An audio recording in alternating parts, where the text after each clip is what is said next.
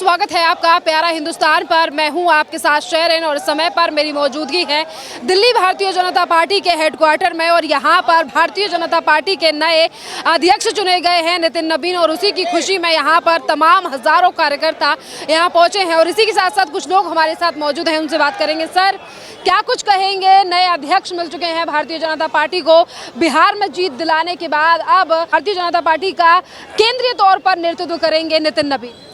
देखिए, बहुत खुशी की बात है क्योंकि जब भी कोई नया अध्यक्ष आता है तो वो अपने तौर पर काम करता है। तो हमें पूरा विश्वास है नितिन नवीन जी पर।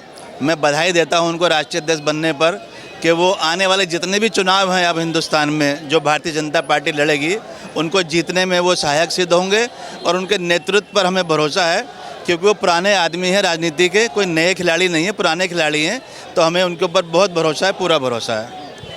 कितनी मजबूती सर केंद्रीय तौर पर आज भारतीय जनता पार्टी को मिलेगी, कितनी क्या उम्मीद है? देखिए, बहुत मजबूती मिलेगी क्योंकि ये युवा हैं, यूथ इनके साथ जुड़ेगा। भारतीय जनता पार्टी में जितने अभी तक जुड़े हुए लोग हैं उनका विस्तार होगा और संख्या बढ़ेगी और हम चुनाव जीतने में सक्षम हैं पहले भी। लेकिन जब यूथ हमारे साथ जुड़ता है तो भारतीय जनता पार्टी में यूथ की संख्या पहले भी बहुत है, लेकिन अब और यूथ जुड़ने वाला है तो और प्रबलता मिलेगी और मजबूती मिलेगी। आपने यूथ का जिक्र किया है तो मैं राहुल गांधी का भी जिक्र करना चाहूंगी। कल उन्होंने प्रधानमंत्री नरेंद्र मोदी को लेकर एक रैली की जिसमें कहा कि वोट चोर गद्दी छोड़, और इसी के साथ साथ प्रधानमंत्री नरेंद्र मोदी के खिलाफ नारे लगे कि मोदी तेरी कब्र खुदे। देखिए, मैं वैसे वाले यूथ की बात नहीं कर रहा हूँ, राहुल गांधी वाले यूथ की बात नहीं कर रहा हूँ क्योंकि उस यूथ में तो कुछ है ही नहीं। उस यूथ में तो बचपन से सीधा बुढ़ापा ही आ गया है, कभी जवानी हमने उनकी देखी ही नहीं। क्योंकि जब जवान होता है आदमी तो उसको परिपक्वता आती है, वो अच्छे भाषण देता है, देश के लिए कुछ बात करता है, कुछ अच्छी बात करता है। लेकिन हमने उनके मुंह से आज तक कोई अच्छी बात सुनी ही नहीं। जब भी सुना है तो उनको मजाक करते हुए ही सुना है। कभी वो संसद में आंख मारते हैं, कभी कुछ ड्रामे करते हैं, कभी झप्पी पाते हैं। तो उनके नेतृत्व में वो परिपक्वता है ही नहीं, तो हम उनको यूथ नहीं कह सकते।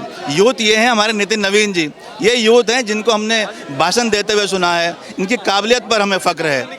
तो आगे देश तरक्की करेगा इनके नेतृत्व में। बिहार और तमाम चुनाव हारने के बाद आखिरकार इस तरीके के नारे क्यों लगाए जा रहे हैं? जैसे कांग्रेस के कार्यकर्ता कह रहे हैं कि मोदी तेरी कब्र खुदेगी। ये कहाँ तक लोकतंत्र पर प्रहार नहीं है कि एक प्रधानमंत्री पद पर बैठे हुए व्यक्ति के लिए इस तरीके की भाषा? देखिए, जब हमारी बार बार खुद की कब्र खुदती है तो हमें ऐसा लगता है दूसरे की भी कब्र खुदेगी।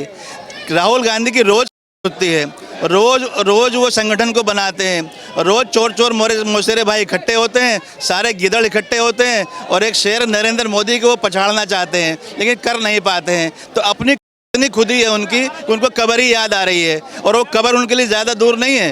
अब वो बुढ़ापे की तरफ जा रहे हैं, कब्र उनको याद कर रही है, इसलिए बार बार कब्र की बात कर रहे हैं। मजबूत करने की जगह राहुल गांधी जर्मनी जा रहे हैं। देखिए, यही तो बात है ना कि पार्टी को जहां उनकी ज़रूरत है, हालांकि उनसे कुछ होना नहीं है, वो पार्टी के साथ दें ना दें, लेकिन जब भी उनको काम होता है तो वो जर्मनी भाग जाते हैं। एक हमारे नरेंद्र मोदी जी हैं जो 24 घंटे काम करने के लिए तत्पर रहते हैं, थोड़ी देर सोते हैं और वो देश के लिए। जब उनकी माँ का इंतकाल हुआ तो उसको भी जल्दी से वो कर अपनी माँ को और सीधा अपने काम पर लगे। भारतीय जनता पार्टी के लिए हमेशा वो खड़े रहते हैं, अपने देश के लिए खड़े रहते हैं। तो ये नरेंद्र मोदी जी का कहाँ मुकाबला करेंगे छुटभैया नेता। मैं तो राहुल गांधी को छुटभैया नेता ही कहता हूँ। कहा जा रहा है वोट चोरी कर रहे हैं प्रधानमंत्री नरेंद्र मोदी, ऐसा क्यों आखिरकार आरोप लग रहे हैं? अब SIR को लेकर भी यही बात कर रहे हैं। देखिए, जब चोर मौसेरे भाई इकट्ठे होते हैं तो वो जो खुद चोर हैं उन्होंने खुद चोरी करते हैं, लेकिन नरेंद्र मोदी जी पर इसका इल्ज़ाम डालते हैं। लेकिन देश की जनता ये जानती है, देश की जनता हमेशा नरेंद्र मोदी जी के समर्थन में खड़ी होती है और निरंतर हम चुनाव जीत रहे हैं। तो ये देश की जनता साबित करती है कौन चोर है और कौन साहूकार है। तो मोदी जी को तो जनता ने चौकीदार बनाया है, चोर नहीं बनाया। पर मुसलमानों को टारगेट किया जा रहा है, लगातार विपक्षी पार्टियां सवाल उठा रही हैं। SIR पर आपका क्या स्टैंड? ये तो विपक्ष का एक प्रोपोगंडा है, एक एजेंडा है कि मुसलमानों को भड़काने का काम करते हैं। हमेशा ही कांग्रेस ने अपना झंडा दिया हाथ में और बीजेपी का डंडा दिखाया। अब वो डंडे के रूप में वो SIR की बात कर रहे हैं, जबकि मैं समझता हूँ कि SIR होना बहुत ज़रूरी है। जो देश में गलत वोट हैं जो चोरी छुपे बने हैं, जो बाहर के घुसपैठी हैं, उनकी शनाख्त हो जाए तो क्या बुराई है। जो हक हमारा अपना है, मैं दिल्ली में रहता हूँ, अगर दिल्ली में 10 लोग हैं तो जो मेरा हक बनता है वो 9 लोग दूसरे लोग ले जाएं, ऐसा नहीं होगा। और क्या हक है दूसरे लोगों को, बाहर के घुसपैठियों को, कि हमारे देश में आकर वो वोट डालें और राष्ट्रपति का और प्रधानमंत्री का वो चुनाव करें? नहीं, वो अधिकार तो हमारा है। हम यहाँ इसके बाशिंदे हैं, हम दिल्ली में पैदा हुए हैं, हम अपना हक जताते हैं। ऐसे लोगों का कोई हक नहीं है जो घुसपैठी हैं। घुसपैठियों को बाहर जाना होगा, वो देश में रहने का हकदार नहीं है। बंगाल में विधानसभा के चुनाव आने वाले हैं, कितनी उम्मीद है सर, क्या इस बार बीजेपी पछाड़ पाएगी ममता बनर्जी? देखिए, बिहार एक झांकी थी, बंगाल बाकी है। बंगाल भी भारतीय जनता पार्टी जीतेगी। ममता बनर्जी ने कहा मुझे छेड़ने की कोशिश की तो नींव हिला दूंगी बीजेपी की देश। वो कुछ भी नहीं हिला पाएंगे। नींव तो क्या, वो एक झंडा तो हिला नहीं पाती हैं। ये राष्ट्रीय ध्वज की वो सम्मान नहीं कर पाती हैं। वो क्या किसी को हिलाएंगी? वो खुद हिल गई हैं। वो खुद भारतीय जनता पार्टी के राजनीति से, नरेंद्र मोदी के नेतृत्व से वो तो खुद हिली पड़ी हैं। वो किसी को क्या हिलाएंगी? सर क्या कुछ कहेंगे, आज भारतीय जनता पार्टी के अध्यक्ष बनाया गया है नितिन नवीन जी को, कितनी मजबूती संगठन को मिलने वाली है? जिस तरीके से बिहार में एक बड़ी जीत दिलाई है, कितनी उम्मीद है आपको कि अब आने वाले राज्यों में विधानसभा चुनाव में भी इसी तरीके से बीजेपी को जीत और मजबूती? देखिए, भारतीय जनता पार्टी शीर्ष नेतृत्व ने एक बार फिर सिद्ध कर दिया है, सबका साथ सबका विकास मात्र नारा नहीं है। पहले राजनीति में महिलाओं की भागीदारी और अब युवाओं की भागीदारी। नितिन नवीन जी बहुत सबसे युवा कार्यकारी अध्यक्ष बनाए गए हैं और हम सबको उम्मीद है कि भारतीय जनता पार्टी के जो युवा कार्यकर्ता हैं उनमें निश्चित ही उत्साह आएगा और हमारा संगठन देश भर में ही नहीं दुनिया भर में और ज़्यादा मजबूत होगा। भारतीय जनता पार्टी एकमात्र ऐसी पार्टी बनेगी जो पूरी दुनिया में कोई ऐसी पार्टी अभी भी नहीं है और आने वाले समय में भी नहीं रहेगी। कल प्रधानमंत्री नरेंद्र मोदी और सरकार के खिलाफ नारे लगे हैं, कहा गया है कांग्रेस के कार्यकर्ता कह रहे हैं मोदी की कबर खुदेगी।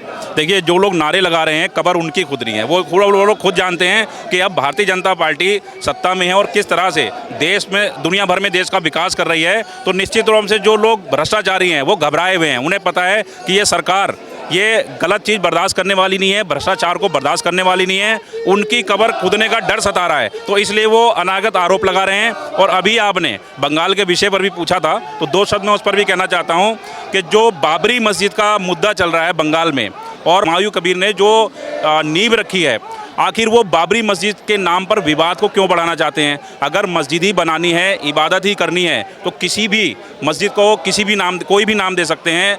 बहुत से पाक नाम हैं, आयशा मस्जिद नाम रख सकते हैं, मोहम्मदी मस्जिद नाम रख सकते हैं, मदीना मस्जिद नाम रख सकते हैं अगर इबादत करनी है। लेकिन अगर विवाद पैदा करना है तो उन्होंने बाबरी मस्जिद रख लिया है। और ये लोग सभी जानते हैं कि अगला जो उनका चरण है वो पार्टी बनाने का है, चुनाव लड़ने का है। तो मतलब साहब है कि सत्ता का जो मोह है, जो स्वार्थ है, वही ये सब कराने में मजबूर कर रहा है। और मैं मुस्लिम समाज से विशेष रूप से अपील करना चाहता हूं कि ऐसे सत्ता के लोभी लोगों की बातों में ना आए, बहकावे में ना आए। जो लोग सिर्फ जो है सत्ता का सुख लेने के लिए मुस्लिम वोटों का इस्तेमाल करते हैं और सत्ता में आने के बाद उन्हीं मुस्लिम वोटों को, उसी मुस्लिम लोगों को दर दर भटकने के लिए छोड़ देते हैं। ममता बनर्जी बंगाल चुनाव से पहले आरोप लगा रही हैं कि एसआईआर के जरिए हमारे वोटर्स का नाम काटा जा रहा है और इसीलिए वो लगातार एसआईआर का विरोध। देखिए, ये आरोप जो लगा रहा है, आरोप लगाना कोई बड़ी बात नहीं है। आरोप मैं भी लगा सकता हूँ, आप भी लगा सकते हो, कोई भी लगा सकता है। एसआईआर से डर क्यों है सर? नहीं, एसआईआर से बिल्कुल भी डरने की जरूरत नहीं है और देश के किसी भी नागरिक को, किसी भी मुसलमान को डरने की जरूरत नहीं है, क्योंकि एसआईआर जो है वो हर व्यक्ति की शिनाख्त को सुनिश्चित करता है और ये होना भी चाहिए। अगर हम अपने घर में रहते हैं, परिवार में रहते हैं, हमें पता होता है कि हमारे घर में 8 मेंबर हैं, 10 मेंबर हैं, 20 मेंबर होता है, सबकी शिनाख्त होती है। लेकिन हमारे देश में अगर लोग रह रहे हैं तो उनकी भी शिनाख्त होनी चाहिए। क्या हमारे घर में कोई एक बाहर का व्यक्ति आकर रहने लग जाए, हम और आप बर्दाश्त करेंगे? बिल्कुल नहीं करेंगे। इसी तरह से हमारे भारत देश में अगर जो व्यक्ति रह रहा है उसकी शिनाख्त होनी चाहिए। ये सुनिश्चित होना चाहिए कि वो इसी देश का नागरिक है। अगर विदेशी घुसपैठिए यहाँ पर आकर रहेंगे तो देश का हाल हम और आप देख रहे हैं। तो हम अपने देश के लिए वोट चोरी को लेकर ईवीएम को जिम्मेदार ठहराता था, अब वो कह रहे हैं वोट चोरी के लिए एसआईआर जिम्मेदार नहीं। देखिए, पहले वो ईवीएम को जिम्मेदार ठहराते थे और जब वो लोग चुनाव जीतते थे तब क्या ईवीएम नहीं होती थी? तब भी होती थी। तो इस तरह से टाइम टू टाइम आरोप लगाना और अपने आप को सुरक्षित महसूस करना। लगातार जो आरोप लगा रहे हैं उस पर आप क्या? देखिए, आरोप मैंने पहले भी यही बोला है, आरोप लगाना तो रोज का काम है। और ये शायद जब से 2014 से भारतीय जनता पार्टी की सरकार आई है, देश का विकास हो रहा है, जब से आरोप ही लगा रहे हैं, इसके अलावा कुछ नहीं कर रहे हैं। अगर ये लोग जाकर सेवा करें, जिस तरह से प्रधानमंत्री आदरणीय श्री नरेंद्र मोदी जी के नेतृत्व में भारतीय जनता पार्टी के कार्यकर्ता घर घर जाकर पिछड़े क्षेत्रों में जाकर सेवा कर रहे हैं। अगर इसी प्रकार से ये लोग भी सेवा करें, सेवा का भाव दिखाएं, तो शायद इनका आने वाले भविष्य में कुछ उद्धार हो सकता है। ऐसा कुछ नहीं होने वाला। वैसे तो ऊपर वाला मालिक है, जो भी होगा सबके भाग्य में लिखा है। क्या सर, बंगाल में सरकार बन रही है इस बार बीजेपी की या फिर भारतीय जनता पार्टी की निश्चित रूप से सरकार बनेगी, क्योंकि सेवा ही परमो धर्म। बंगाल में? बंगाल में भी भारतीय जनता पार्टी आएगी और देश का कोई राज्य ऐसा नहीं जहां भारतीय जनता पार्टी ना आए। जैसे जैसे चुनाव आएंगे, ममता बनर्जी कह रही है बीजेपी की नींव हिला दूंगी देश में। वो तो आने वाला वक्त बताएगा। भारतीय जनता पार्टी के द्वारा नए अध्यक्ष अपॉइंट किए गए हैं आज। वहीं दूसरी तरफ लगातार बीजेपी की मजबूती पर सवाल उठाए जा रहे हैं कि बीजेपी अपने संगठन की वजह से नहीं बल्कि वोट चोरी करके चुनाव जीत रही है। देखिए, वोट तो तब चोरी होती थी जब डिब्बे के डिब्बे लूट लिए जाते थे, और ये जो इलेक्ट्रॉनिक तरीके से वोटिंग कराने का तरीका है, ये खुद राजीव गांधी जी लेकर आए थे। तो क्या वो वोट चोरी कराने के लिए लेकर आए थे? सवाल उन्हों के ऊपर ही हैं। जहाँ जीत रहे हैं वहाँ तो बीजेपी या इलेक्शन कमीशन बिल्कुल ओके है, और जहाँ हार रहे हैं वहाँ इलेक्शन कमीशन भी चोर है और बीजेपी को कहीं ना कहीं जो है दोषी ठहराया जा रहा है। ये दोहरी मानसिकता जो है ये इस देश में अब नहीं चलेगी। आप अपने कामों की वजह से, जो आपने पूर्व में काम कर रखे, उन्हों की वजह से हार रहे हो। जनता उसका जवाब दे रही है और भारतीय जनता पार्टी के काम के पर उसको जो आगे बढ़ा रही है। तीन बारी एक ही राज्य में सरकार चुनकर आना, तो इसका मतलब कहीं ना कहीं विकास हो रहा है, देश तरक्की कर रहा है। तो निश्चित तौर पर जो है आने वाला समय जो है भारत के लिए उज्ज्वल है। विश्वगुरु भारत बनेगा ही बनेगा। कह रही हैं कि आने वाले टाइम में सच्चाई मोदी अमित शाह को हराएगी। सच्चाई तो उन्हों के सामने है। जब कश्मीर से हिंदुओं को निकाल दिया गया तब कांग्रेस पार्टी कहाँ थी? आज बंगाल के अंदर जिस तरीके से हिंदुओं का कत्लेआम हो रहा है, तब जो है कांग्रेस पार्टी कहाँ है? कोई जवाब ही नहीं है इनों के पास। ये एक समुदाय को खुश कर कर और बाकी देश के ऊपर कब्जा कराने की जो नीति है कांग्रेस पार्टी की, अब ये विचारधारा 80% लोगों पे नहीं चलेगी। अब ये हिंदू राष्ट्र है, हिंदू राष्ट्र घोषित होगा, ये आने वाला समय यही निश्चित करेगा। जी, आप ये बताइए, नितिन नवीन को अब भारतीय जनता पार्टी का राष्ट्रीय अध्यक्ष बनाया गया है, कितनी मजबूती संगठन को मिलने? देखिए, कितनी खूबसूरती है हमारे संगठन की। कोई परिवारवाद नहीं। किसी भी छोटे से छोटे कार्यकर्ता को उठाकर कब जो है शीर्ष नेतृत्व में बिठा दिया जाए। जैसे आज उदाहरण है,